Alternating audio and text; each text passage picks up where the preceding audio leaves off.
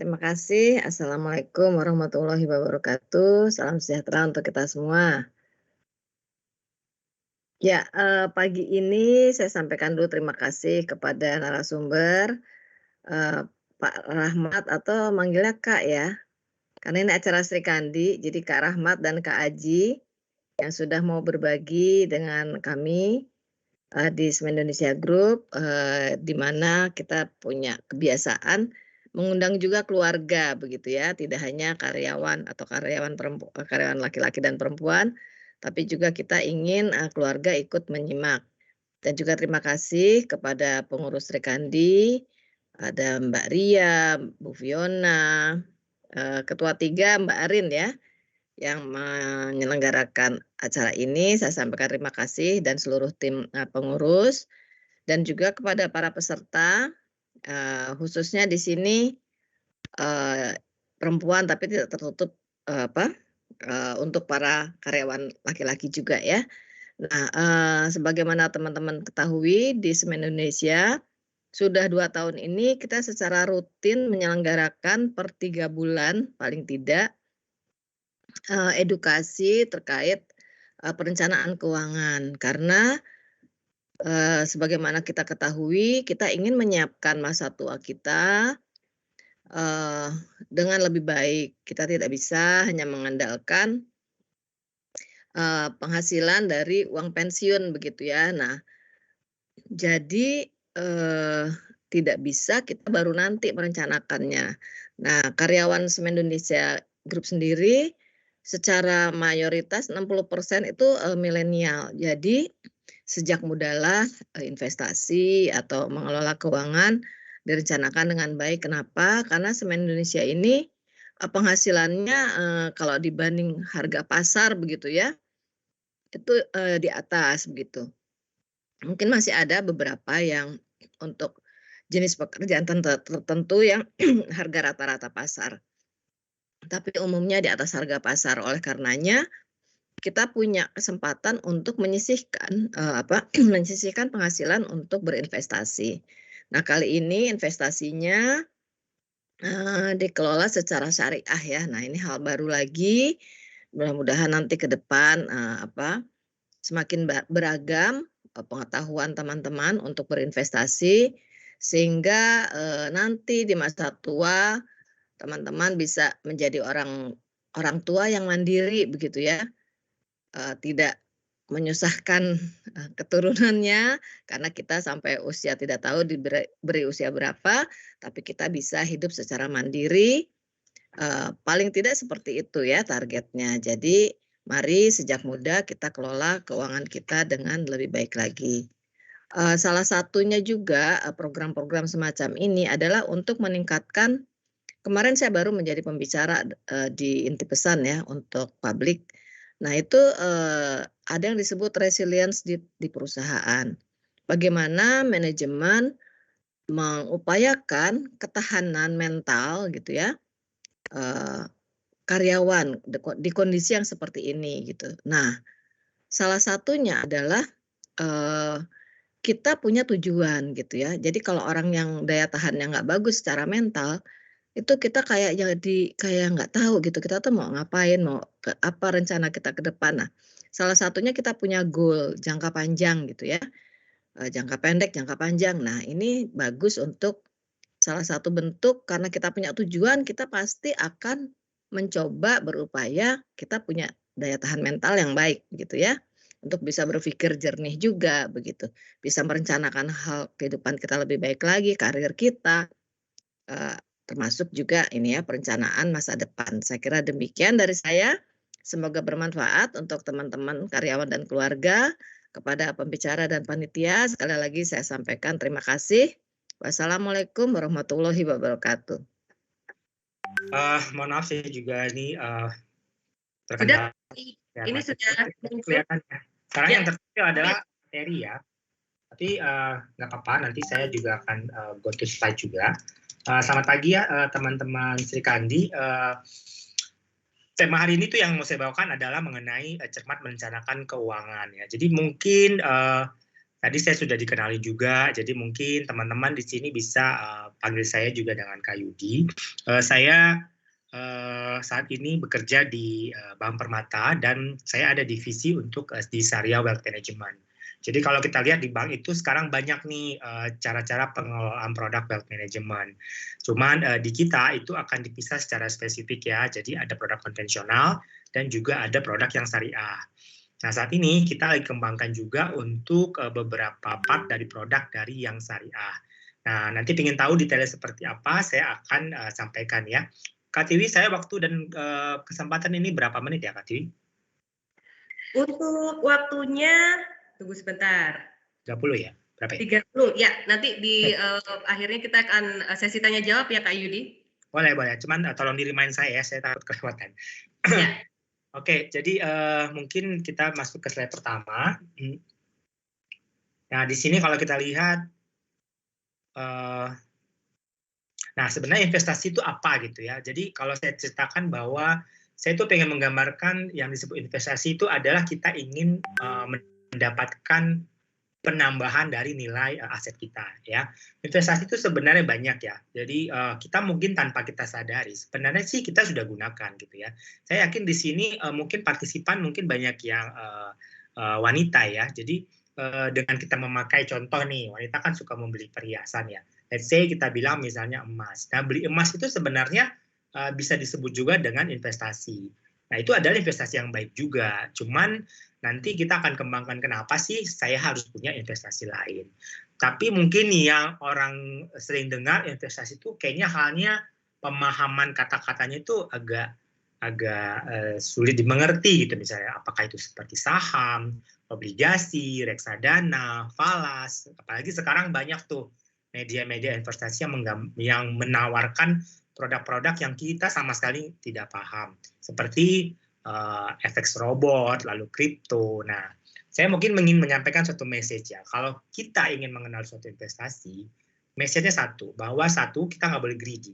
Jadi artinya kita nggak boleh tuh ingin mendapatkan sesuatu yang lebih dari sesuai yang target kita. Yang kedua, kita harus mengenali nih investasi yang memang kita pahami. Sekali lagi, teman-teman kakak-kakak di sini jangan sampai terpengaruh mengikut-ikut investasi karena teman, karena sosmed, atau karena pemahaman yang kita tidak paham nih. Itu jangan ya. Kenapa? Karena balik lagi nih, investasi itu harus disesuaikan dengan profil kita. Nah, kalau kita memang baru pahamnya beli emas gitu untuk investasi atau beli tanah, ya nggak apa-apa. Itu adalah merupakan suatu aset investasi yang cukup baik. Saya bilang tanah misalnya ya, tanah itu investasi yang tidak pernah merugi. Ya karena harga tanah itu bahkan nih sekarang harga tanah itu kadang di luar logika kita ya, naiknya kadang-kadang nggak masuk akal. Lalu di daerah-daerah tertentu bahkan kita melihat harga tanah per meternya sudah luar biasa ya. Kayak di Jakarta tuh di pinggiran misalnya, kayak di sekitar penopang-penopang penyangga Jakarta, kayak di BSD gitu sekarangnya harga tanahnya udah kadang-kadang menurut kita udah nggak logis gitu. Tapi ya begitu. Memang kalau kita investasi di tanah atau di properti, ya wow menguntungkan gitu. Atau tadi saya bilang beli emas gitu, itu adalah investasi yang baik juga gitu ya. Karena apa? Selain bisa kita gunakan sebagai perhiasan, emas juga bisa kita gunakan sebagai investasi. Karena harga emas kan ada kenaikan, ada penurunan ya. Tapi jangan salah juga, emas itu pernah mengalami penurunan harga yang cukup drastis di sekitar tahun 80-81 ya. Jadi pernah merugi orang investasi di emas, tapi so far sekarang sih cukup baik. Nah, tadi balik lagi nih saya mau kasih tahu bahwa kalau kita mau berinvestasi, kita tuh harus mengenal satu, tujuan kita tuh sebenarnya apa. Jangan sampai ini menyimpang atau melewati dari tujuan yang kita maksud nih. Yang kedua, tentukan jangka waktu. Nah, kita kira-kira nih bisa atur kapan sih waktu yang tepat untuk kita bisa gunakan investasi tersebut. Yang terakhir adalah profil. Profil ini dimaksud adalah apa nih? Profilnya kita nih. Jangan sampai tidak sesuai dengan apa yang sudah menjadi profil risiko dari kita sendiri. Gitu. Ya kalau memang saya ternyata belum bisa memahami fitur dari pembelian saham, ya nggak usah ikut beli saham gitu. Kenapa? Karena memang akan ada fluktuasi harga yang cukup signifikan kalau kita trading atau beli di saham langsung ya. Oke, mungkin bisa lanjut ke slide berikutnya. Nah, ini tadi udah ya, mungkin bisa di next. Oke, nah ini saya mau cerita nih sedikit ya. Mungkin ada yang ngeliat nih, saya bukan sponsor ya dari Teh Botol Sosro, tapi saya ingin cerita bahwa teman-teman Sri Kandi di sini tuh pasti sudah mengenal, tahu lah ya namanya Teh Botol ya. Nah ini logika aja nih, saya ingin menggambarkan apa yang namanya disebut inflasi. Inflasi itu adalah, ini pakai logika aja ya, bahwa ada kenaikan daripada nilai mata uang. Nah, ini mungkin rata-rata lahirnya tahun 90 atau tahun 2000 nih, saya nggak tahu ya. Kita anggap aja tahun 90 atau tahun 2000. Nah, harga teh botol pada saat itu mungkin kalau kita lihat mungkin Rp500 atau di bawah Rp500 itu masih kita bisa beli nih teh botol. Tapi yang terjadi sekarang nih, di sekitar tahun 2020, teh botol sih menurut saya udah nggak dapet ya harga segitu ya.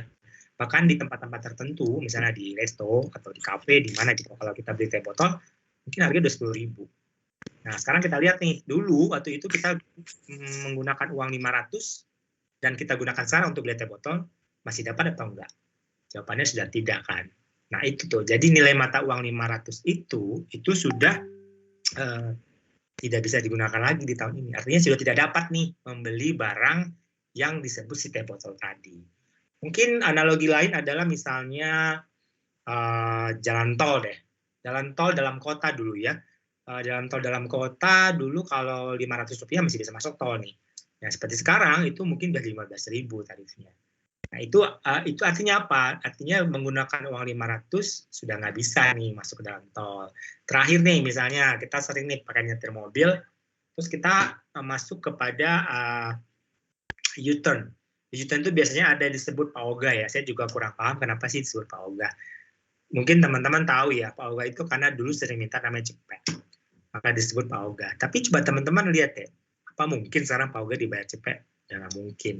Bahkan sekarang uang logam 1.000 itu udah menjadi ininya mereka gitu lah. Nah ini yang saya bilang bahwa inflasi ini ada, dan inflasi ini itu nyata.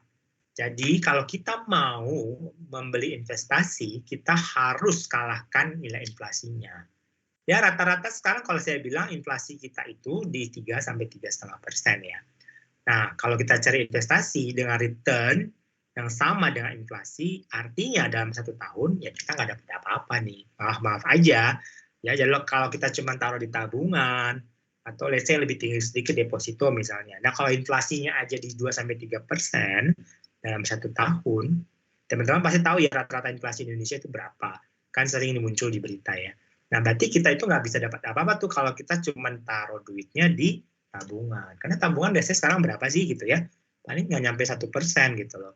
Atau deposito misalnya. Rata-rata sekarang kan suku bunga deposito ini turun ya teman-teman ya. Turun dan rata-rata tuh kemarin agak flat tapi sekarang merangkak turun, dan mungkin kedepannya masih bisa ada room untuk ada penurunan suku bunga. Artinya nanti deposito juga udah nggak menarik karena inflasinya aja sudah segitu gitu loh. Nah ini yang saya ingin bawa opininya kakak-kakak di sini itu untuk memilih investasi yang bisa mengalahkan yang namanya inflasinya gitu ya. Oke, mohon dibantu untuk next, maaf. Nah, ini tadi sudah saya gambarkan beberapa contoh, boleh di next aja. Nah, ini adalah idealnya nih. Sebenarnya berapa sih total pendapatan yang bisa kita alokasikan? Ya, jadi kalau dari 100% kita punya pendapatan, saya akan bagi dari beberapa menjadi porsinya 50%, 40%, dan 10%. Ini untuk apa sih sebenarnya? Ya tadi saya bilang bahwa kita terima income atau terima pendapatan, nggak mungkin sih kita pengen nggak happy-happy. Pasti mau lah ya, apalagi dulu kesannya gaji pertama gitu pengen dibawa traktiran, jalan-jalan, atau rekreasi. Nah itu penting sih sebenarnya. Itu tidak boleh dihilangkan. Tapi kita harus atur nih, berapa sih sebenarnya portofolio atau aset yang kita akan komposisikan nih. Nah kalau saya tuh, ini bukan sesuatu yang ideal ya, bukan sesuatu yang harus mutlak seperti ini, tapi komposisinya kira-kira itu akan seperti ini nih. Jadi 50% itu kita harus sisihkan dulu. Jadi kita punya misalnya 10 juta nih salary-nya. Nah 5 jutanya harus kita taruh dulu nih di ATM nih istilahnya ya, di tabungan. Taruh di tabungan, lalu 40%-nya ini baru kita sisihkan untuk kewajiban dan investasi. Nah, kewajiban yang di sini dimaksud tuh apa sih sebenarnya? Nah, kewajiban di sini adalah hal-hal yang sifatnya mungkin hutang ya atau cicilan gitu misalnya. Itu juga harus masuk tuh. Nanti misalnya nih kita punya cicilan rumah nih. Nanti berikutnya nih ada materi tentang financing nih. Jadi bisa memahami. Nah, itu kita alokasikan di isi 40% ini plus investasi yang juga ada. Itu bisa masuk ke dalam 40. Lalu sisanya yang tadi saya bilang itu bisa digunakan untuk jalan-jalan ya, rekreasi, nonton, nongkrong segala macam. Nah, sekarang kan apa namanya udah mulai kebuka lagi nih PPKM. Saya lihat sih udah kayak normal life lagi gitu ya, bahwa di tempat-tempat makan, tempat kafe itu orang udah seperti biasa ngumpul. Nah ini kalau kemarin mungkin selama hampir 2 tahun bisa ke saving nih sebenarnya dana kayak begini ya. Cuman sekarang harus expand lagi nih. Belum lagi sekarang belanja online. Nah, ini harus dipisahin lagi nih kalau belanja online itu masuknya ke part yang mana. Nah, ini adalah portofolio ideal sih. Tidak harus sama, tapi kira-kira itu bisa mendekati. Ya. Nah, yang ke 50% ini benar-benar kita alokasikan nih. Yang sudah biasanya nih, itu sudah dialokasikan pos-posnya buat transport, buat bensin, buat bayar listrik, tagihan ini gitu ya, atau buat biaya uang sekolah secara bulanan, itu sudah bisa masuk ke yang portofolio 50%. Oke? Boleh next mungkin? Ini boleh next saja karena mirip. Nah, ini saya sampaikan juga ya bahwa tadi kita masuk kepada si angka 40% ini. Saya highlight yang di angka 40. Yang angka 40% ini itulah tadi saya bilangnya kita ada cicilan yang sifatnya mungkin pinjaman atau hutang, atau kita punya tagihan kartu kredit, atau kita punya KPR, atau kita punya pinjaman ABC, itu akan dialokasikan di 40. Lalu nih, nah kita ini kan berada di segmennya di syariah ya. Kita juga bisa melakukan zakat, infak, sedekah di angka isi 40% ini. Lalu dana darurat ini juga bisa nih. Ya, accident nih misalnya kita ada kebutuhan mendadak, ini kita bisa ambil juga dari si angka yang 40%. Baru sisanya ada tabungan dan si investasi. Ya, jadi mungkin teman-teman atau kakak-kakak di sini bisa alokasikan sendiri kira-kira mulai bulan Desember ini kan terima gaji di Desember ada nih, kita sudah bisa pos-posin nih supaya apa nih, supaya ideal sesuai dengan konsep daripada wealth management. Oke, boleh di next, sorry. Itu udah, boleh di next. Nah, ini saya ingin fokus kepada idle cash. Ya, ini tadi yang saya bilang sih, idle cash itu sebenarnya kan tadi ada tuh ya dari si angka 40 itu tuh kita mau taruh kemana sih sebenarnya, apakah cicilan kita itu dibesarkan atau kita pilih investasi kita yang dibesarkan. Ini dua-duanya sama-sama kebutuhan dan tidak bisa kita hilangkan ya, karena pasti ya yang namanya model-model cara menabung itu pasti macam-macam. Cuman yang perlu kita pertimbangkan di sini adalah bagaimana komposisi yang ideal dan sehat. Nah itu. Nah kalau tadi saya bilang kita punya tagihan atau utang, nggak apa-apa, kita alokasikan aja. Itu pasti impact-nya adalah bahwa kita punya cash akan berkurang. Tapi ingat ya, kalau cash kita berkurang, kewajiban kita bertambah. Yang namanya hutang itu kan kewajiban ya. Pasti kita sudah mikir dulu nih, kalau kita mau buat suatu hutang atau cicilan, itu kita pasti sudah hitung. Kira-kira untuk cicilan per bulannya itu tuh sanggup nggak ya? Gitu. Atau komposisinya masih ideal nggak? Jadi mungkin teman-teman masih ada ingat nih, kalau misalnya ngajuin pinjaman pasti ada kata-kata misalnya cicilan itu harus tidak boleh lebih dari 30% kita punya pendapatan. Nah itu tuh, tadi saya bilang bahwa harus ada hitung-hitungannya. Kenapa sih dihitung seperti itu? Ya supaya apa nih? Supaya kita punya hutang tapi hidup kita tetap sehat. Jangan sampai nih kita punya tagihan atau hutang tapi lebih besar dari kita punya pendapatan ya, jangan sampai ya. Nah ini teman-teman harus cermati. Nah sisanya itu kita bisa masukkan ke investasi. Investasi sih untungnya apa sih? Sudah pasti ya, seperti tadi di awal saya bilang tujuan kita adalah ingin mendapatkan cash flow. Ya, cash flow bertambah, nilai aset bertambah, sehingga mungkin dengan nilai aset yang bertambah berduaan ini tuh ada beberapa yang kita bisa beli nggak perlu secara misalnya apa namanya cicilan nih, misalnya beli mobil secara cash gitu. Kenapa? Kenapa saya contohkan mobil gitu ya? Kenapa bukan rumah? Ini agak beda nih. Kalau mobil itu tuh memang nilai aset yang memiliki penurunan nilai. Ya beda dengan rumah. Kalau KPR itu lebih sehat karena kita cicil tapi nilai asetnya itu naik.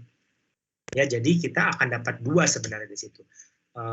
Kita cicil, lalu kita dapat investasi baru berupa tanah atau berupa properti yang aset kedepannya naik. Ya pasti dong teman-teman di sini mungkin sudah ada yang punya cicilan nih misalnya di KPR. Pada saat harga waktu beli mungkin 5 tahun yang lalu, kita compare harga sekarang, pasti nilai asetnya sudah berbeda. Kalau mobil, apalagi cicilannya panjang-panjang nih, misalnya sampai 5 tahun, nilainya udah nggak sama karena ada nilai guna di situ ya. Belum lagi sekarang mobil-mobil baru bermunculan. Jadi udah kenal dengan nama mobil second. Nah, kalau misalnya nih kita ada rezeki lebih baik, nah kita boleh nih kalau kita punya pinjaman dalam bentuk cicilan mobil, nggak apa-apa kita perpendek atau kita lunasin, atau mungkin punya expand money yang lebih besar, kita bisa beli secara tunai. Tujuannya apa sih sebenarnya? Supaya kita bisa alokasikan kepada pertumbuhan aset yang lain. Sehingga yang tadi namanya kewajiban, itu bisa berkurang. Begitu, oke? Kak Tiwi, saya kecepatan nggak? Masih bisa ya? Ya, bisa. Ini nanti 30 menit. Ini sekarang sudah 31, kurang 7 menit lagi, Kak. Oke, nah sekarang kita masuk ke yang namanya simulasi. Nah, ini saya ingin gambarin ya, ini saya hitung berdasarkan 12 bulan in return. Berapa sih sekarang rata-rata return per tahun untuk beberapa portofolio tabungan atau investasi. Nah, kita mulai dari yang namanya tabungan. Tabungan ini sekarang rata-rata di 0,07%. Ya. Jadi kalau kita punya aset 100 juta, berarti pertumbuhannya itu 70.000. Ada pajak loh 20%, sehingga total netnya cuma 56.000. Artinya dalam 1 tahun kita itu menghasilkan kalau dipakai itu digunakan itu sekitar 100 juta 56.000. Lalu sekarang deposito. Nah deposito ini tadi saya udah jelasin ya. Deposito itu rata-rata sekarang turun nih. Kalau kita lihat di bank-bank yang di buku 3 dan 4, deposito itu sudah pasti sangat disesuaikan dengan yang sudah diumumkan oleh BI ya. Jadi nggak akan lebih banyak daripada hal itu. Dan deposito ini juga beda-beda nih teman-teman kakak-kakak ya. Di nilai nominal tertentu mungkin bisa mendapatkan nilai rate yang lebih baik. Tapi kalau dengan nilai nominal yang kecil, mungkin rate-nya ya disesuaikan gitu. Jadi memang ada tiringnya gitu ya. Nah, kalau saya ambil rata-ratanya aja dengan 100 juta saat ini, itu sekitar di 2,8% nih. Dengan pajak 20%, berarti in return kita itu dapat 1 tahunnya 102,28. Jadi 102.280.000. Oke. Next kita naik lagi kepada namanya sukuk pasar perdana. Ya, nanti mungkin saya masuk ya, apa sih sukuk gitu ya. Kebetulan nih, pemerintah kemarin baru mengeluarkan 2 seri nih. Di September itu keluar yang namanya sukuk retail. Ya, lalu kemarin aja nih di bulan November baru keluar lagi namanya sukuk tabungan. Ya, mungkin saya cerita sedikit ya. Yang namanya sukuk ini adalah disebut dengan obligasi. Obligasi mungkin saya gambarkan bahwa ini adalah kewajiban dari pemerintah. Jadi pemerintah itu menyediakan hutang. Hutangnya itu diberikan kepada kita, karena ini khusus buat rakyat Indonesia, khusus warga negara Indonesia.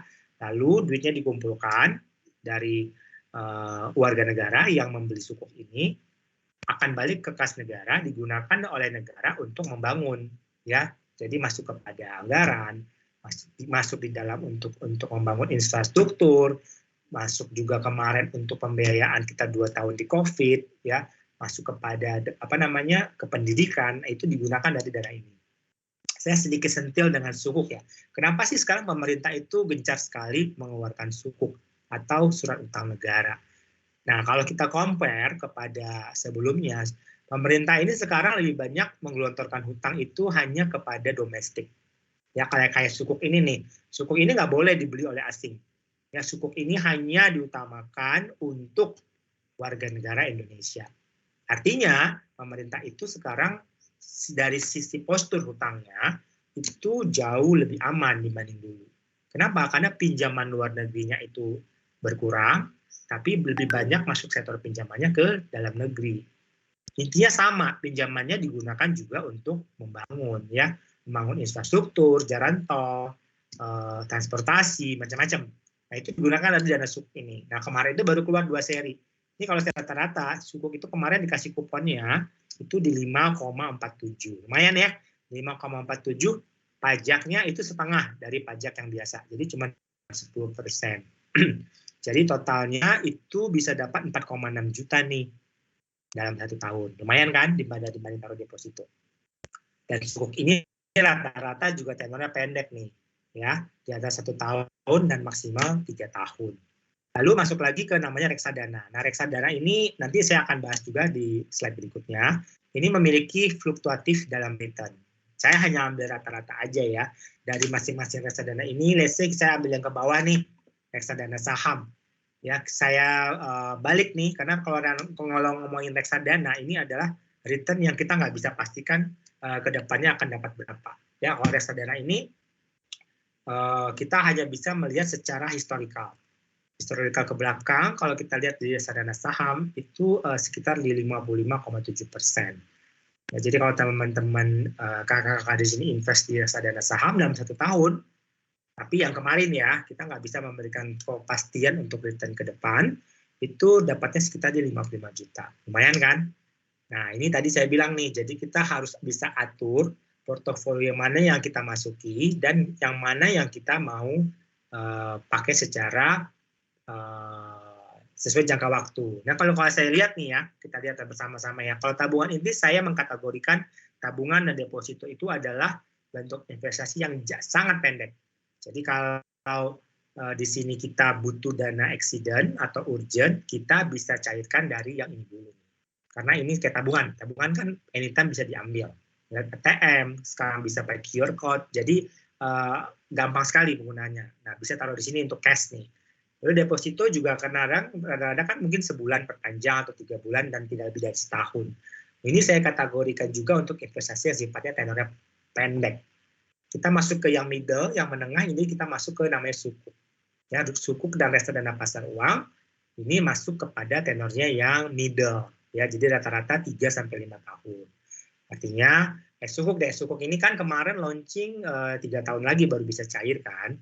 Nah, ini mungkin kita udah bisa kategorikan nih, kira-kira kalau saya kemarin beli sukuk, saya baru perlu dananya itu nanti 3 tahun lagi. Misalnya, anak saya akan masuk sekolah 3 tahun lagi. Atau saya berencana melanjutkan pendidikan S2 3 tahun lagi. Atau misalnya yang masih pada single nih, saya berencana plan untuk menikah 3 tahun lagi. Boleh nih, dananya dimasukin ke sukuk dulu. Dan kita tahu bahwa 3 tahun lagi, dana ini baru kita akan gunakan. Oke, dan yang terakhir saya ngomong ke reksadana saham. Nah, ini adalah tenor-tenor yang sangat panjang. Kita nggak bisa ukur return dalam reksadana saham ini hanya cuma 1 tahun, 3 tahun, bahkan 5 tahun belum. Saya mentargetkan kalau kita invest di reksadana saham, minimum 10 tahun baru kita lihat. Jadi ini benar-benar jangka panjang sekali ya. Baru kita bisa dapat hasil yang maksimal. Oke.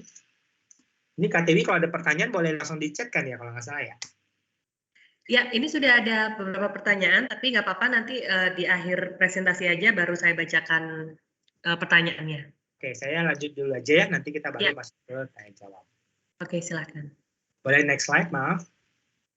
Nah, ini sebenarnya saya mau gambarin ya, sebenarnya dengan investasi yang kita pakai, sebenarnya kan kita pengen sama-sama tumbuh nih. Kita siram seperti tanaman ya, kita siram, tapi kita pengen semuanya ini tumbuh. Tapi dengan kategori yang tadi saya sebut, pertumbuhannya pasti akan beda, ya.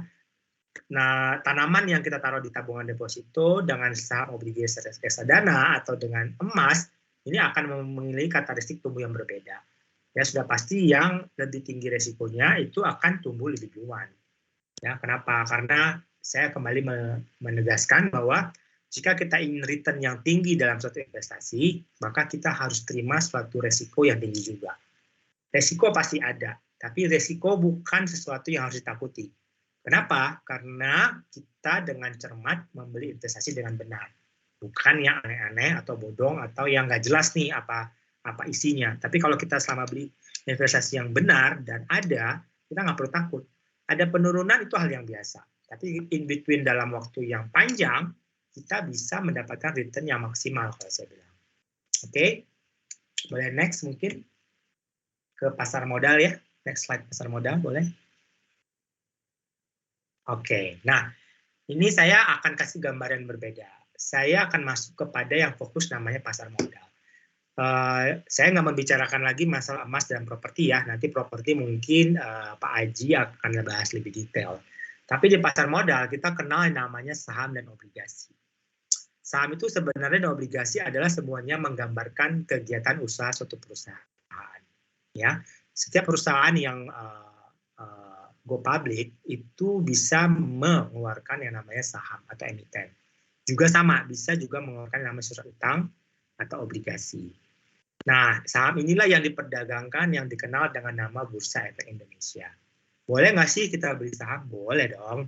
Kita bisa sekarang gampang banget ya. Banyak sekali sekarang perusahaan-perusahaan sekuritas yang bisa memberikan platform untuk transaksi pembelian saham melalui online. Itu banyak sekali. Nggak apa-apa, nggak usah takut. Sama pemilihan investasi sahamnya itu kita kenali. Saya mungkin agak skip dengan sisi trading. Ya, jadi saya tidak membicarakan bagaimana cara memperdagangkan saham. Ya, karena kalau trading saham, saya akan exclude untuk di konsep pengelolaan wealth management nih. Karena lebih kepada trading, itu beda. Tapi saham yang saya maksud di sini adalah kita beli secara continue dan kita lihat hasilnya in long years. Ya, contoh misalnya saham, mungkin saya sebut satu company ya. Memang perusahaan ini memberikan return yang luar biasa terhadap emiten untuk sahamnya. Astra misalnya, Astra itu hampir dalam 15 tahun terakhir itu menghasilkan return yang sudah beratus %. Ya. Ada yang beli di tahun 2005 dengan nominal misalnya 10 juta, sekarang dia sudah berdapat di angka 600 juta something. Ya. Dia diamin aja tuh. Kalau dia pertama kali beli, udah diamin aja, nggak diapa-apain, dia baru lihat sekarang gitu ya. Nah, dia kaget gitu ya. Ternyata bisa sampai sini, ya memang bisa. Ya, memang bisa. Itu adalah the beauty of stocks, orang bilangnya. Jadi, stocks ini tuh unik dan beauty kalau kita bilang. Kita lihat dalam waktu pendek akan buat spot jantung, tapi kalau kita lihat dalam waktu yang panjang, ini akan menggiurkan sebenarnya. Cermati tapi ya, cermati pemilihan stok yang baik. Ya, saham-saham yang kita tahu, misalnya perusahaan itu oke, itu bisa menjadi pilihan. Misalnya semen nih misalnya, itu juga sama. Sekarang ini kan properti juga lumayan lagi tumbuh lagi nih ya. Saya kira faktor-faktor yang mendongkrak pertumbuhan properti satu pasti adalah semen. Nah, kita boleh nih lirik-lirik stok-stoknya semen. Itu oke kok. Jadi masih layak dan eligible sekali untuk bisa dibeli dan return yang baik. Nah, lalu kita masuk juga ke namanya obligasi. Obligasi tadi sudah saya sebut ya, bahwa itu adalah obligor, kewajiban. Jadi setiap perusahaan yang oke itu juga bisa mengeluarkan yang namanya surat utang. Sama tadi, seperti sukuk, kalau pemerintah yang mengeluarkan utang disebutnya sukuk. Tapi kalau perusahaan swasta, boleh nggak sih mengeluarkan surat utang? Boleh. Ada ratingnya juga. Gitu. Dia akan kasih juga bunga atau return lagi kepada yang membeli obligasinya. Ya. Jadi kalau obligasi akan masuknya ke pasar obligasi, kalau saham akan masuknya ke pasar saham. Nah, ini dua-duanya kalau di mix akan menjadi kombinasi yang bagus banget. Ya, atau kita beli dalam suatu komponen, ini akan menjadi komposisi yang bagus untuk investasi. Misalnya pasar obligasi saya mau belinya sukuk aja gitu. Oke, nggak masalah, kemarin udah beli gitu ya. Dan kalau nggak salah tahun depan masih keluar nih ya seri sukuk. Jadi saya harap teman-teman dan kakak-kakak di sini jangan sampai kelewatan untuk di seri yang tahun depan. Semoga masih ada. Lalu beli saham melalui pasar saham boleh juga, gitu ya. Nah, ini sesuatu yang oke banget untuk bisa kita nikmati nih. Tapi ada sarana yang lebih baik lagi nih. Sarana yang lebih oke lagi daripada kita pusing gitu ya, beli saham sendiri, cari-cari kemana-kemari, Lalu kita beli obligasi juga, cari sana kemari. Ini kan banyak ya, varian of equity dan obligasi itu banyak banget. Ya kayak saham aja itu yang diperdagangkan itu jumlahnya ratusan. Kan pusing ya, kita ngeliat mau pilih yang mana ya, sementara saya tuh nggak punya waktu untuk melihat portofolio tersebut. Lalu saya tuh nggak punya kemampuan atau menganalisa dengan baik saham tersebut oke nggak ya gitu. Nah kan pertanyaan seperti ini ada. Nah kita sediakan nih di yang kanan nih pot atau wadah yang oke untuk bisa teman-teman di sini menikmati beli saham tanpa pusing. Ya namanya reksadana. Kenapa sih reksadana? Kenapa? Karena reksadana ini adalah wadah, ya tempat untuk teman-teman bisa membeli saham, tapi ini akan dikelola oleh seorang yang profesional, ya disebutlah dia namanya seorang fund manager. Fund manager ini kemampuannya apa sih? Nah, kemampuannya adalah dia bisa melakukan analisa dengan baik, lalu dia bisa memperhitungkan dan dia bisa melakukan trading dengan baik untuk saham-saham yang bisa dia beli gitu. Jadi dalam suatu reksadana itu biasanya terdiri dari beberapa saham-saham pilihan, ya. Di situ mungkin di dalamnya nanti udah ada Astranya, udah ada Semen Gresik, sudah ada Indofood, sudah ada misalnya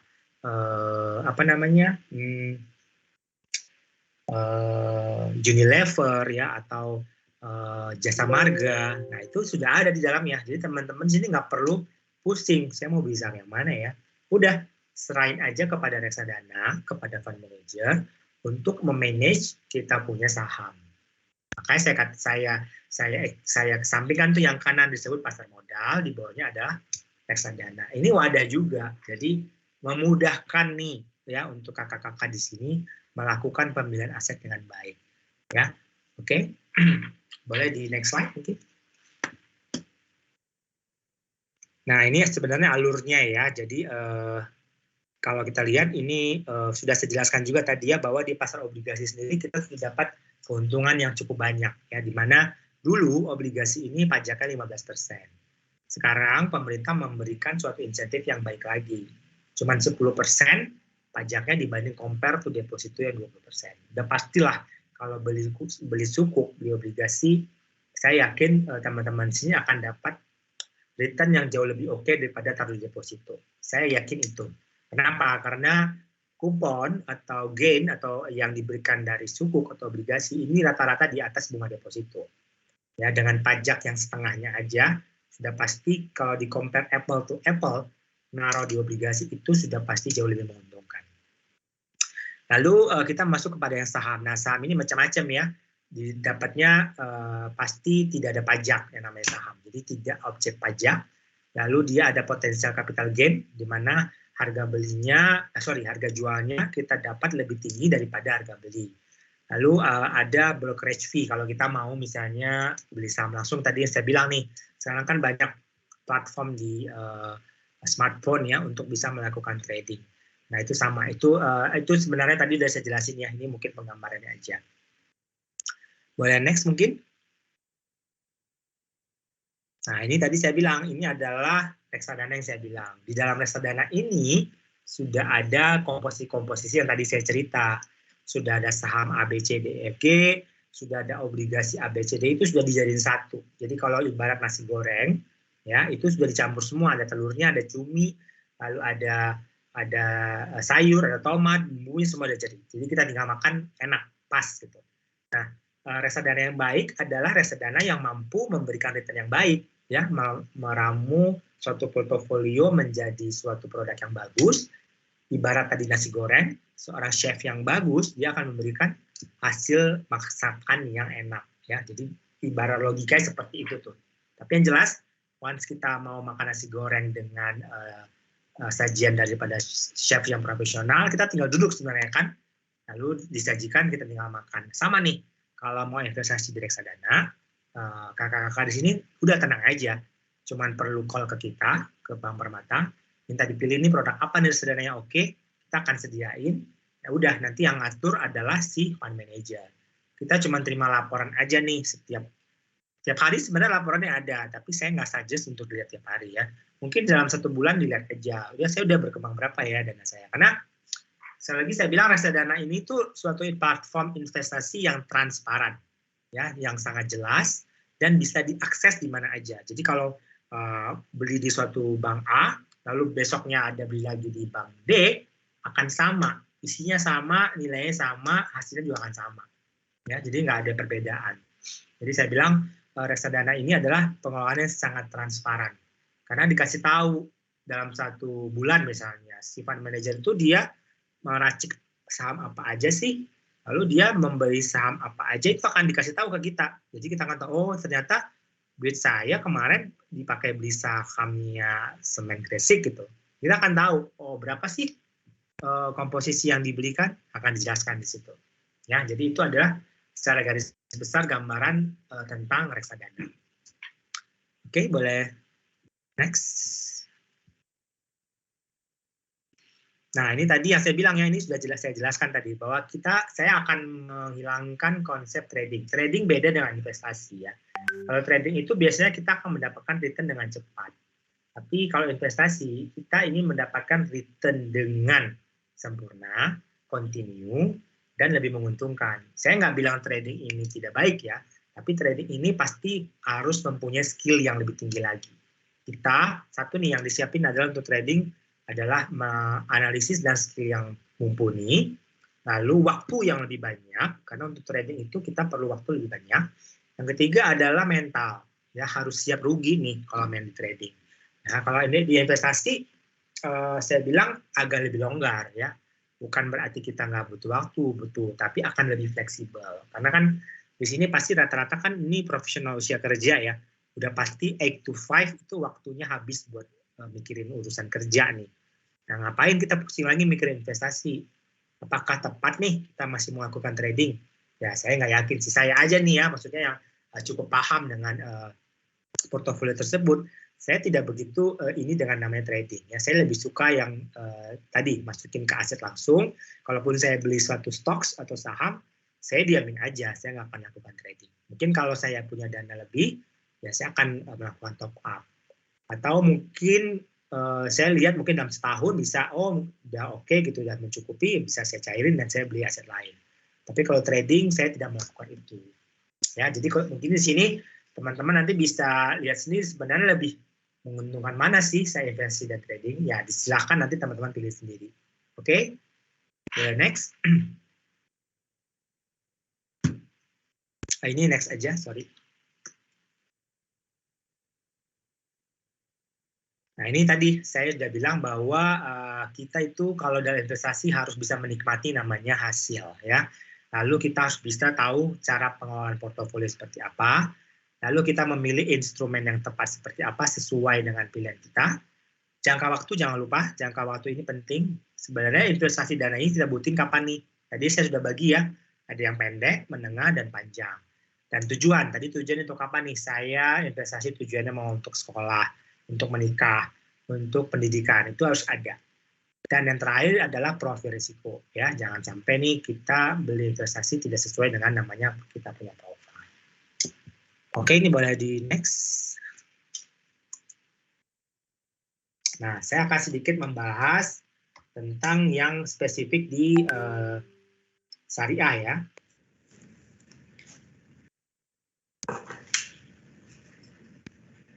Oke, ini tadi sebenarnya saya sudah bahas juga jadi di secara basic. Iya. Oh, ada suara muncul. Ini masih ini lagi nih gambar ini. Ya, terima kasih. Nah, kalau obligasi tadi sukuk saya sudah bilang ya, ini adalah dijamin oleh pemerintah, ada fluktuasi harga, tapi kita dalam selama waktu 3 tahun, kita akan terima yang namanya kupon. Itu akan masuk ke rekening setiap bulan. Enak kan beli sukuk sebenarnya? Mirip banget sama teman-teman kalau masuk atau beli deposito. Kenapa? Karena akan dapat return in monthly. Ya, ini nggak perlu khawatir, sekali lagi saya bilang, karena ini adalah produknya pemerintah. Oke? Lalu kita masuk next slide mungkin. Nah, pasar sekunder. Nah, sukuk ini tadi kalau sudah pada saat kita beli di pasar perdana, boleh nggak sih kita beli di tengah-tengah? Boleh. Ya, boleh dijual nggak sih? Boleh juga. Jadi kalau teman-teman ada kebutuhan, sukuk itu boleh dicairkan. Ya, tapi lihat dulu nih, pada saat dia sebelum jatuh tempo, ya teman-teman harus lihat sekarang harganya di berapa. Karena sifatnya obligasi ini, misalnya ditentukan nih, pemerintah sudah keluarkan sukuk, lalu dalam waktu tenor 3 tahun. Dia akan pinjam dana kita 100 juta, lalu di tahun ketiga, di akhir tahun pada saat jatuh tempo, dana itu akan kembali lagi 100 juta, sama. Ya, nominal masuk sama nominal keluar itu sama. Tapi dalam waktu tenor sekarang sampai jatuh tempo, kita dapat apa? Kita dapat yang namanya kupon yang dimasukkan di rekening setiap bulan. Tapi boleh nggak sih di sini saya cairin? Boleh. Tapi resikonya ada nih, kalau di sini itu harganya bisa naik turun. Bisa jadi sukuk yang teman-teman beli itu harganya lagi di bawah harga pasar. Kalau lagi di bawah, berarti teman-teman harus memperhitungkan berapa resiko kerugian yang saya dapat. Lebih baik misalnya harganya lagi di atas harga parnya. Contoh misalnya sukuk yang sebelumnya nih ya, yang bulan Maret, itu kan waktu pada saat launching harganya sama ya 100%. Ya kalau teman-teman lihat sekarang harganya itu kalau dijual udah di 102%. Ya. 102% berarti kalau saya jual boleh nggak sih? Boleh. Jadi saya dapat 2% nih in gain return. Menguntungkan kan sebenarnya? Oke dong buat dijual, oke nggak apa-apa gitu. Nah itu oke. Jadi perbedaannya tadi dengan primer atau sekunder adalah seperti itu. Kalau sekunder kita bisa melakukan transaksi jual beli sebelum jatuh tempo. Ya, oke. Yang terakhir mungkin slide saya. Nah ini reksadana. Tadi saya sudah jelaskan mengenai reksadana. Reksadana ini adalah dikelola oleh tadi ya, yang port saya gambarkan dalam port itu adalah pengelola fund manager secara profesional. Reksadana itu sebenarnya bisa dikelola di emiten apa aja, selama bentuk dan pengelolaannya tetap ada di koridor pasar modal. Jadi dia nggak mungkin nih dikelolai dalam bentuk pasar falas, itu nggak mungkin. Atau pasar komoditi juga nggak mungkin. Jadi hanya di pasar modal, yaitu di saham dan di obligasi. Nah, berbedaannya dengan reksadana syariah apa? Ya, tinggal dikategorikan aja nih. Saham-saham yang akan masuk kepada portofolio di reksadana syariah itu adalah yang tidak melanggar ketentuan prinsip syariah. Contohnya apa sih? Misalnya nih, saya bilang suatu reksadana saham A ini adalah dikelola secara konvensional. Lalu ada reksadana B, saham ini dikelola secara syariah. Sama-sama reksadana saham nih, tapi si konvensional itu di dalamnya yang di syariah itu tidak memasukkan portofolio perusahaan yang mengandung riba. Contohnya misalnya perbankan, itu nggak akan dimasukin. Yang kedua adalah yang rasio hutangnya itu masih di bawah 60%. Ya, itu juga tidak masuk ke dalam pengelolaan syariah. Nah, kalau di konvensional itu mungkin bisa ada. Ya, jadi contoh misalnya tadi saham yang konvensional A, di dalamnya ada portofolio sahamnya Bank Mandiri. Ya, Bank Mandiri kan memang juga bagus ya dari sisi portofolio sahamnya. Tapi kalau kita sudah mensortir kepada reksadana syariah, yang Bank Mandirinya sudah pasti nggak ada. Kenapa? Karena tadi bahwa kalau konsep pemilihan syariah di pengelolaan reksadana itu mengeluarkan emiten-emiten yang di sektor mengandung riba. Salah satunya adalah perbankan yang konvensional. Nah itu adalah contoh simpel nih. Kenapa reksadana syariah itu dikelola dengan baik dan cermat dengan sesuai prinsip syariah. Dan reksadana syariah ini juga diawasi namanya oleh Dewan Pengawas Syariah dari OJK. Jadi prinsip pengelolaannya sangat hati-hati juga ya. Jadi balik lagi nih ya ke kakak-kakak di sini, saya mau beli yang mana? Kalau saya sih misalnya kita pengen lebih merasa syariah, ya nggak apa-apa. Kita bisa fokus kepada hanya saya pokoknya mau beli reksadana syariah aja. Yang non syariah saya nggak mau. Nggak apa-apa. Kita menyediakan juga pilihan yang khusus kepada produknya reksadana syariah. Begitu. Oke, dari saya mungkin itu end of my presentasi. Mbak Tiwi, saya kembalikan Mbak Tiwi. Baik, terima kasih. Bismillahirrahmanirrahim. Assalamualaikum warahmatullahi wabarakatuh. Bahagia sekali ya kita dikasih kesempatan untuk bisa sharing kepada kakak-kakak semua ya di SIG Group ya. Pertama-tama saya ucapkan terima kasih untuk Ibu Tina Kemala Intan selaku Direktur SDM dan Legal dari SIG Group. Semua kakak-kakak Serikan di SIG semoga selalu senantiasa dalam keadaan sehat ya, karena saat ini memang sehat itu paling utama ya. Seperti yang tadi ditanyakan juga bahwa untuk saat ini pun kita masih separuh-separuh ya. Kita separuh WFO, separuh WFH. Nah kebetulan saat ini kita lagi WFO ya, tapi kita coba untuk sharing dengan teman-teman kakak-kakak semua ya. Kita coba berbicara secara sederhana. Kalau tadi mungkin sudah disampaikan oleh Kak Yudi, itu sudah advance ya. Kita nanti coba sampaikan secara sederhana bagaimana mengelola keuangan gitu ya. Seperti sehari-hari kita pasti punya rencana ya. Saat ini ketika kita bangun tidur kita punya rencana. Rencana kita pengen mengikuti webinar. Kita siapkan propertinya, kita siapkan laptopnya, kemudian kita juga harus bisa akses internet dan sebagainya. Kita punya rencana. Ibu-ibu punya rencana, misalkan dia pengen menyekolahkan anaknya. Dia akan pilih sekolah yang terbaik buat anaknya. Dia pilih lokasi mungkin lebih dekat dengan rumahnya. Setelah dia dapat sekolah yang baik, nanti dia akan mulai coba peralatannya dia pikirkan, ya. Kemudian mungkin baju-baju sekolah dan sebagainya. Itu adalah rencana. Misal pun hari ini ibu atau bapak punya rencana mau apa ya, misal masak gitu ya, masak gado-gado, itu rencana kan ya. Pasti akan coba untuk masak gado-gado, saya harus siapkan apa, bumbu-bumbunya, kemudian kompornya kita siapkan. Setelah dimasak kemudian menghasilkan makanan atau gado-gado yang enak. Itu adalah rencana. Setiap orang pasti punya rencana. Demikian juga dengan pengelolaan keuangan. Pengelolaan keuangan baik pasti selalu terencana. 3 langkah untuk melakukan pengelolaan keuangan ya, tadi di detail sudah disampaikan oleh Kak Yudi. Saya sederhanakan aja bahwa pertama pengenalan perencanaan keuangan, kemudian ada evaluasi kesehatan keuangan, dan jangan lupa kita juga harus memperhitungkan anggaran yang ada gitu ya. Perencanaan keuangan itu sendiri merupakan seni ya, sebagaimana seni itu berarti setiap orang akan berbeda. Setiap orang akan berusaha untuk mengelola keuangannya dengan baik sehingga bisa mencapai tujuan yang efektif dan efisien, dan yang ujung-ujungnya adalah kesejahteraan bagi keluarga itu sendiri. Ya, kebutuhan saat ini, kebutuhan terbagi menjadi 2. Kebutuhan saat ini, kita butuh saat ini, misalkan saya harus bayar cicilan mobil, misalkan saya harus bayar uang sekolah bulanan anak, saya harus beli barang-barang melalui Tokopedia misalkan, itu adalah kebutuhan saat ini. Sedangkan kebutuhan masa depan kita pasti punya ya. Kita punya rencana naik haji, kita punya rencana menyekolahkan anak sampai ke level yang paling tinggi.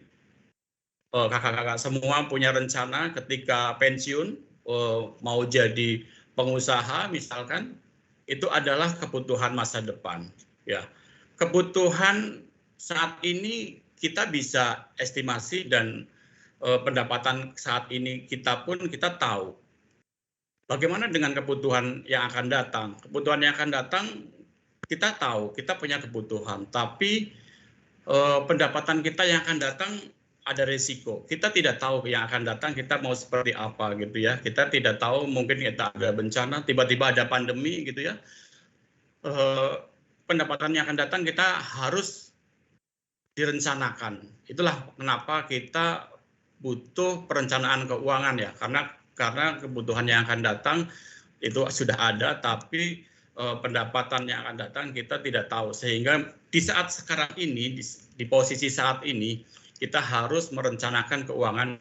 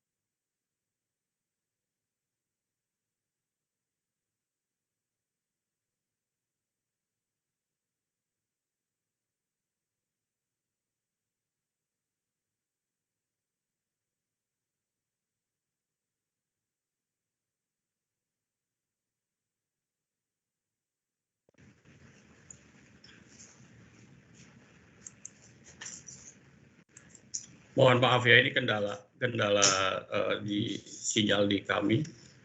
Ya, kita punya banyak kebutuhan ya. Kita punya kebutuhan untuk bagaimana menyiapkan rencana pernikahan misalkan. Kemudian kita pengen, tadi ada yang sudah tanya ke Kak Yudi, menyiapkan dana untuk investasi. Kita bisa dalam bentuk properti gitu ya. Kemudian kita menyiapkan dana kelahiran anak dan sebagainya. Menyiapkan dana pensiun, terus untuk ibadah kita perlu ada dana haji.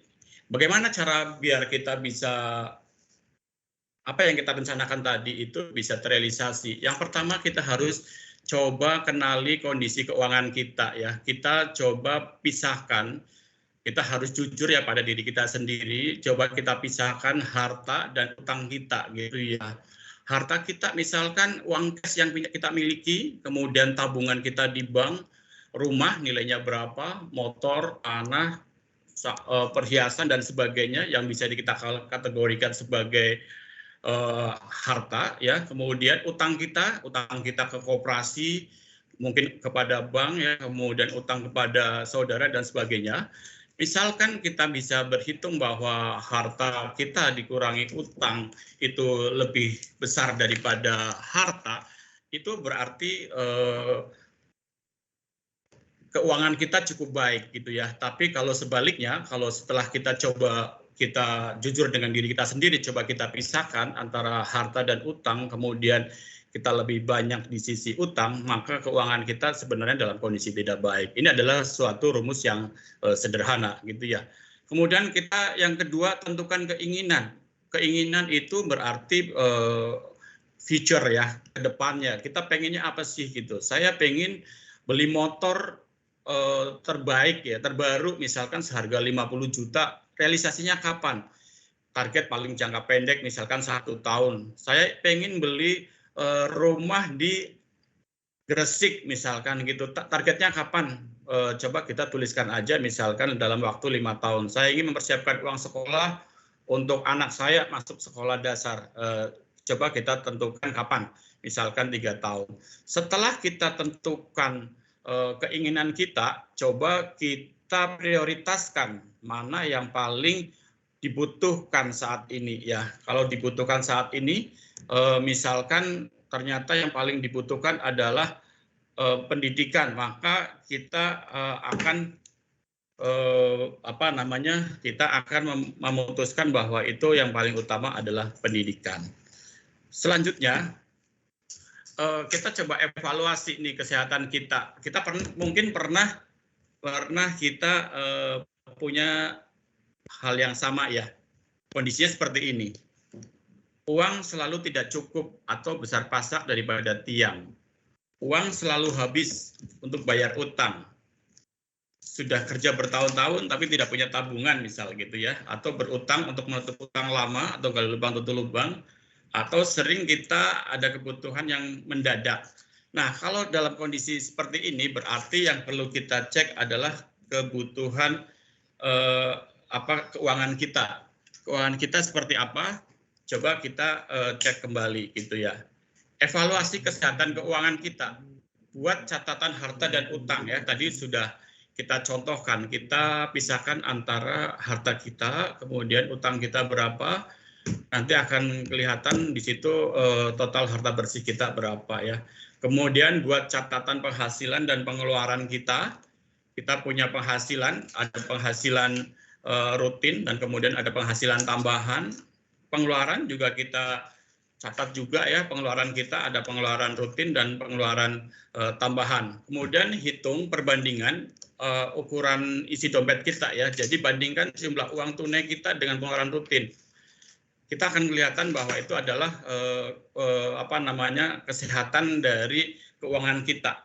Parameternya apabila ukuran untuk uang ya, misalkan kita nilai idealnya 4 bulan lebih kebutuhan kita kalikan 4 bulan sudah tercukupi, maka perhitungannya kita itu sudah sehat. Cicilan 35%, jika cicilan kita di bawah 35%, berarti terhitung bahwa kita termasuk dalam keuangan yang sehat. menabung 10%. Jika menabung sudah di atas 10%, berarti kita tergolong pada keuangan yang cukup sehat. Solusi untuk keuangan yang tidak sehat bagaimana?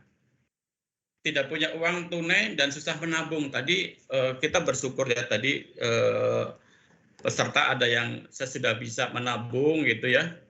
Nah, di sini bagaimana kalau misalkan ilustrasinya kita punya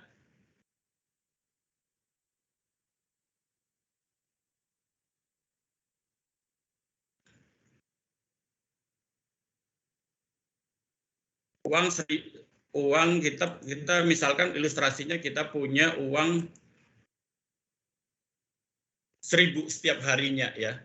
Kita punya uang 1.000 kalau misalkan kita tabung dalam 1 hari, dalam 30 hari, itu hasilnya menjadi 30.000. Bisa untuk apa? Bisa untuk dana cadangan uang tunai. Selama 3 bulan menjadi 90.000, bisa untuk tiket mudik misalkan ke pulang kampung gitu ya. Dalam 6 bulan kita bisa beli seragam sekolah. Ternyata dalam waktu 2 tahun dengan uang 1.000 kita bisa beli hewan kurban. Itu salah satu kenapa kita harus memaksa diri ketika kita harus bisa menabung ya. Terlilit utang, bagaimana kalau kita terlilit utang? Kurang pengendalian diri dalam memilih dan memilah mana pengeluaran yang dibutuhkan dan mana pengeluaran yang kita inginkan. Misalkan kita punya kebutuhan, setiap hari kita harus makan gitu ya. Kalau keinginan kita pengennya makan di restoran, mungkin kita jalan-jalan dengan teman-teman gitu ya. Itu keinginan kita pengen beli susu yang mahal gitu buat anak kita, itu keinginan kita. Tapi bagaimana dengan pengendaliannya? Kita bisa mengatur menu belanja dengan baik ya. Kita bisa atur, kita bisa makan bersama keluarga dalam 1 bulan, tidak harus tiap hari. Itu kemudian misalkan susu formula yang kita butuhkan mahal, kita bisa memberikan ASI kepada anak kita. Ini contoh dari bagaimana kita mengendalikan keuangan yang tidak sehat. Pengelolaan utang yang baik biasanya kita harus bisa memilih ya, meminjam untuk kebutuhan yang penting dan produktif. Tadi dijelaskan oleh Kak Yudi, ketika kita tidak punya idle cash, kita disarankan untuk bisa pinjam gitu ya. Kita bisa investasi di properti ya. Kita juga harus pilih-pilih tuh. Kita bisa hitung di BR kita berapa, kemudian kita punya kapasitas berapa, kita bisa memilih untuk bisa mengajukan kepada bank sesuai dengan kebutuhan yang penting dan produktif. Kita bisa juga mengajukan untuk modal kerja, misalkan ya, kita punya bisnis, kita bisa kembangkan untuk kepentingan yang lebih produktif. Hindari untuk kita meminjam kepada rentenir ya. Mungkin saat ini kita familiar sekali dengan adanya pinjol gitu ya. Hindari hal tersebut karena itu akan menjadi beban angsuran yang cukup tinggi.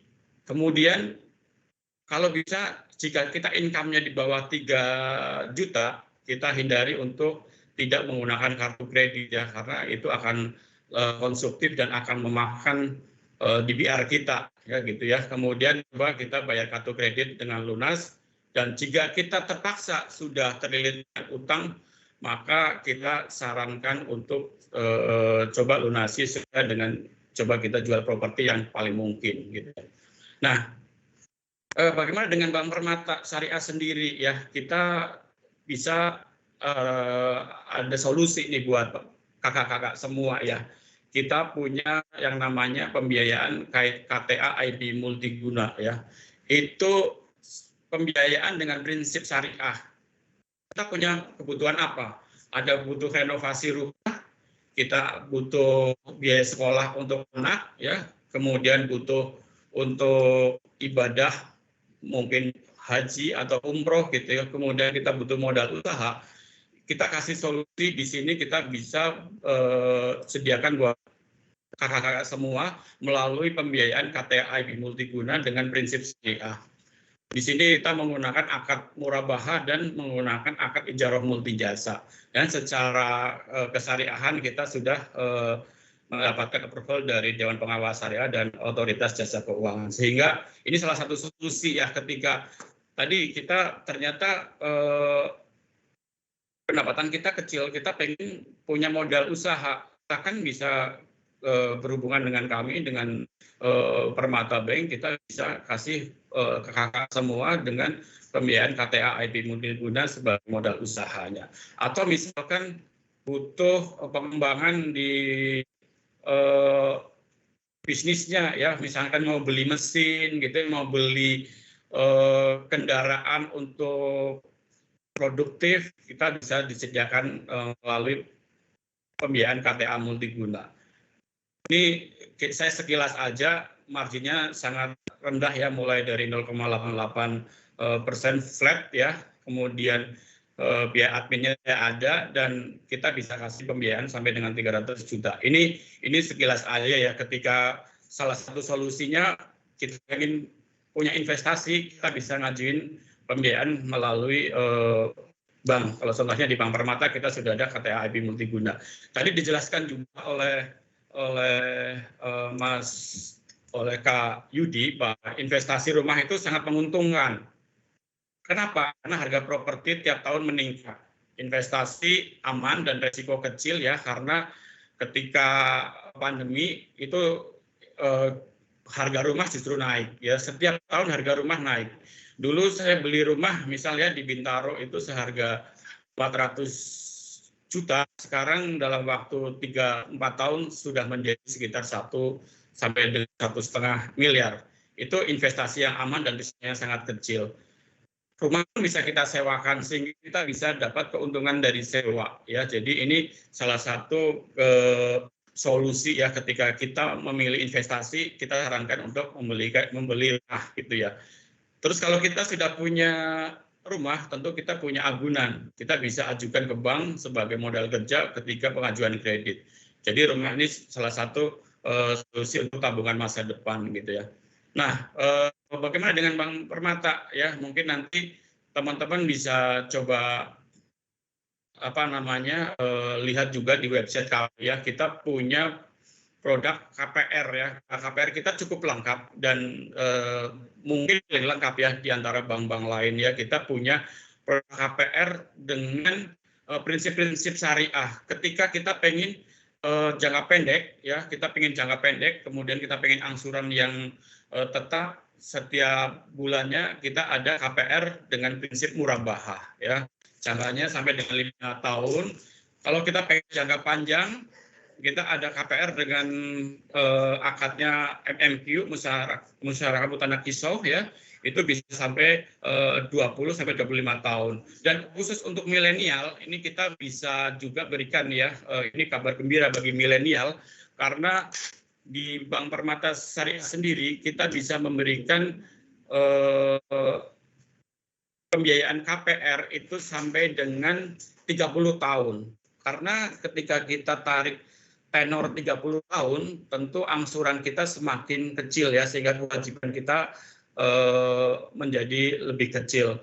Dengan seiring perjalanan waktu, ketika kita sudah punya properti dengan angsuran ini, maka di tahun berikutnya ketika kita jual, kita bisa menutup kewajiban kita dan kita sudah punya properti ya. Jadi khusus untuk milenial, kakak-kakak semua di sini, adik-adik ya, kalau pengen punya properti bisa hubungi kami ya. Itu kita punya properti, kita punya pembiayaan properti KPR khusus untuk milenial, tenor sampai dengan 30 tahun dengan DBR kita cukup longgar sampai dengan 70%. Ini mungkin baru kita ya yang bisa tenor sampai sejauh itu ya, 30 tahun dengan DBR yang sangat longgar. Nah, kembali ke kunci sukses dari perencanaan, kita harus akan anggaran nih, anggaran ke depannya kita susun seluruh kebutuhan dan juga rencana ke depannya seperti apa. Pemasukan rutin kita apa? Pemasukan rutin kita misalkan ada gaji, kemudian penghasilan bunga, pengeluaran rutin kita apa? biaya hidup bulanan, bayar listrik, ongkos transport dan sebagainya. Kemudian kita juga punya penghasilan rutin, ya ada bonus, ada komisi, mungkin kita juga punya bisnis online gitu. Kemudian ada pengeluaran-pengeluaran tidak rutin juga, ada pengeluaran untuk sekolah, untuk liburan, bayar pajak. Nah, kita harus tahu bahwa anggaran tersebut itu bisa terpenuhi ya, karena ketika kita punya rencana ke depan, maka rencana tersebut bisa terrealisasi ketika kita sudah menyusun anggaran. Ini kami sampaikan beberapa hal, yaitu kunci sukses perencanaan keuangan. Yang pertama, miliki impian ya, miliki impian untuk diwujudkan dan ditulis. Kemudian kita juga harus mulai menabung setiap bulan. Tadi kita ilustrasikan ya, setiap bulan kita bisa nabung. Satu hari misalkan 1.000, satu bulan 30.000, satu tahun, kemudian 6 tahun dan seterusnya. Ternyata itu merupakan investasi yang jadi besar gitu ya. Kemudian prioritaskan anggaran yang bersifat wajib. Pahami mana saja yang merupakan kebutuhan dan mana keinginan ya. Kemudian kita sesuaikan gaya hidup, kita nggak usah muluk-muluk pengen seperti tetangga kita punya mobil mewah gitu, sementara ternyata kapasitas kita masih terbatas. Kita cukup sesuaikan gaya hidup kita aja. Kemudian besaran pemasukan dan pengeluaran dapat menggunakan data histori ya. Kita bisa tahu bahwa besaran pemasukan kita berapa, pengeluaran kita berapa. Dan jangan lupa kalau kita sudah punya keluarga, kita harus komunikasi dengan pasangan kita, dengan istri, dengan suami kita ya. Kita bisa berembuk ya, kira-kira yang paling pas ini pengeluaran yang mana sih gitu ya. Kita diskusikan tuh ya, sehingga kita menjadi keluarga yang harmonis karena kebutuhan kita terpenuhi, komunikasi juga terjaga. Anggaran yang ideal sebenarnya berapa sih ya? Ini saya coba cari-cari literasinya ya, ini dari data OJK. Anggaran yang ideal itu untuk anak dan pendidikan 10%, kemudian zakat, infak atau sedekah 5%, premi asuransi kita bisa berikan, kita anggarkan 5%, kemudian tabungan dan dana darurat 10%, investasi untuk masa depan 5%, kemudian ada cicilan pinjaman ya. Tadi kita kasih solusi dengan KPR gitu, kita bisa berikan cicilan pinjaman yang rendah ya. Kemudian hiburan 5%, biaya rumah tangga ini yang paling besar ya, karena kita pengeluaran yang paling tinggi di situ ya, konsumtif itu ternyata 40%. Ini mungkin nggak terlalu wajib harus seperti ini ya, tapi yang mendekati ideal adalah angka-angka seperti ini. Anak dan pendidikan 10%, zakat 5% dan sebagainya. Mungkin itu aja. Saya akan sangat senang kalau kita lebih banyak diskusi dengan Bapak Ibu, karena waktu kita juga cukup terbatas. Demikian, kalau ada mau diskusi dipersilakan.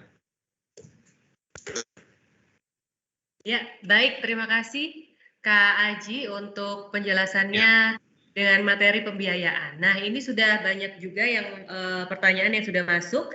Langsung saya bacakan dan nanti langsung dijawab oleh Kak Aji. Yaitu yang pertama, pertanyaan dari Fandi Juneri dari PT Sisi. Saat ini sedang booming investasi dalam bentuk, yang cryptocurrency. Manakah yang lebih aman dan lebih baik di antara investasi sisi tersebut dengan investasi saham atau jenis investasi lain yang dikelola bank? Apa masing-masing kelebihan dan kekurangannya? Seperti itu, Kak Aji. Baik ya, tadi sudah dijelaskan ya oleh Mas Yudi. Ini mungkin bisa nanti lebih detail oleh Mas Yudi ya, karena di sisi investasi, kalau tadi kripto itu bukan merupakan salah satu komponen atau instrumen dari bank, jadi kami tidak sarankan ya. Tapi kalau memang saat ini teman-teman bermain saham, teman-teman juga harus hati-hati juga ya. Kita harus bisa membaca pergerakan saham dengan baik sehingga investasi kita tidak merugi. Kemudian tadi selain saham ada apa lagi, maaf Mbak tadi? Kak, tadi? Sorry. Tadi untuk investasi investasi CC. Investasi CC kartu kredit ya maksudnya ya? Ya, betul. Ya. Oke. Ya, ya saat ini memang salah satu produk bank adalah kartu kredit ya, tapi kita memang harus benar-benar bisa jeli ya dalam menggunakan kartu kredit, jangan sampai kita terjebak konsumtif ya. Misalkan kita belanja hari ini tanggal 10, biasanya ada billing cycling tuh, ada billing cycle di mana ketika kita melebihi dari tahap pembayaran maka kita akan dikenakan bunga atau margin yang cukup tinggi ya di kartu kredit tersebut. Nah, kalau kita belum masuk ke dalam billing cycle tersebut, kita hanya membayar penggunaan atas kartu tersebut. Ini memang salah satu solusi ya, tapi kita sekali lagi harus hati-hati ya. Kalau tadi kita urut mana yang lebih secure gitu ya, antara saham, kartu kredit atau kripto gitu ya. Sebenarnya kartu kredit bukan investasi, tapi ini adalah alat bayar ya yang bisa kita manfaatkan. Antara kripto maupun saham, kita sih lebih menyarankan saham ya, karena kripto tadi seperti dijelaskan oleh Kak Yudi, ini bukan merupakan salah satu instrumen yang disarankan oleh bank. Itu aja Mbak. Silakan ya. Ya, baik. Terima kasih Kak Aji untuk penjelasannya. Selanjutnya ada pertanyaan dari Kak Weli Adia, PT Sisi. Idealnya berapa persen dari pendapatan kita yang sebaiknya digunakan untuk investasi? Di materi tadi disebutkan ini ya, investasi itu, sorry ini kelihatan nggak? Nggak ya? Masih kelihatan ya Mbak? Masih ya? Masih kelihatan. Investasi, ya, dari semua anggaran kita yang ideal, investasi masa depan itu 5%. Sisanya apa? Ada cicilan pinjaman 20%. Cicilan pinjaman ini kalau kita misalkan angsurannya untuk beli rumah, KPR, ini bisa jadi investasi juga. Artinya, investasinya kita bisa sekitar 5 sampai dengan 25%. Gitu. Di sisi lain, ada kebutuhan lain kan, ada biaya rumah tangga, ada premi asuransi, ada zakat, ada untuk pendidikan. Jadi investasi itu sekitar 5 sampai dengan 20% ya. Kalau misalkan ini dijumlahkan kita bisa menjadi sekitar 25%. Dengan catatan bahwa cicilan pinjaman kita bukan untuk konsumtif ya, yang setelah kita nikmati langsung habis, tapi untuk kepentingan investasi. Kita pinjam untuk beli rumah, kita pinjam untuk modal kerja, ya beli mesin-mesin mendukung bisnis kita. Nah, itu berarti investasi kita sebesar itu. Gitu. Itu sih dari Mas Weli. Selanjutnya. Ya. Oke, baik. Terima kasih Kak Yudi. Selanjutnya dari Kak Budi Prasetyo dari PT Semento NASA. Dengan besaran penghasilan yang dimiliki karyawan SIG, jenis investasi apa yang cocok untuk dilakukan dan bagaimana cara melakukan evaluasinya? Seperti itu Kak. Oke. Tadi kita sudah sekilas ya, kita lihat di sini ketika kita menentukan bahwa di sini ya, untuk menentukan kesehatan keuangan kita buat catatan harta dan utang kita, di mana total harta bersih kita berapa. Ketika harta lebih besar dari utang berarti kita sehat ya, kita bisa mengukur nih persentase kemampuan kita untuk investasi seberapa besar gitu ya. Nah, tadi Kak Yudi juga jelaskan bahwa investasi itu tidak ada relasinya dengan nominal uang yang kita miliki atau pendapatan yang kita miliki. Sepanjang kita sudah mulai niat untuk melakukan investasi yang paling kecil, menabung misalkan ya, itu investasi. Kemudian dengan kita coba berhitung antara kebutuhan yang sudah ada, kemudian kita pengen mengajukan pembiayaan, kita bisa hitung-hitung kapasitas kita untuk mengangsur berapa gitu ya. Kapasitas kita untuk menyicil berapa. Di situ kita bisa kelihatan bahwa kita punya kapasitas, misalkan kalau di bank dibilang kita punya DBR ya, kita punya DBR misalkan sampai dengan 60%. Kita coba hitung, ternyata setelah kita hitung kita bisa beli properti melalui pembiayaan. Nah, itu berarti kita bisa investasi di situ tuh. Kita nggak tahu ya bahwa pendapatan kita masing-masing pasti berbeda kan, kakak-kakak semua pasti punya level pendapatan yang berbeda. Investasinya tergantung level tersebut tentunya. Tapi sekali lagi investasi itu tidak terbatas dengan nilai yang kita miliki atau pendapatan yang kita miliki. Investasi selagi kita sudah niat, yang paling kecil sekalipun kita bisa lakukan itu dengan cara menabung itu. Ya, silakan yang lain. Terima kasih Kak Aji. Selanjutnya dari M. Karyana, dari SBI Tuban. Menurut Bapak, apakah lebih baik trading saham secara mandiri atau investasi melalui reksadana? Lebih baik yang mana Kak Aji?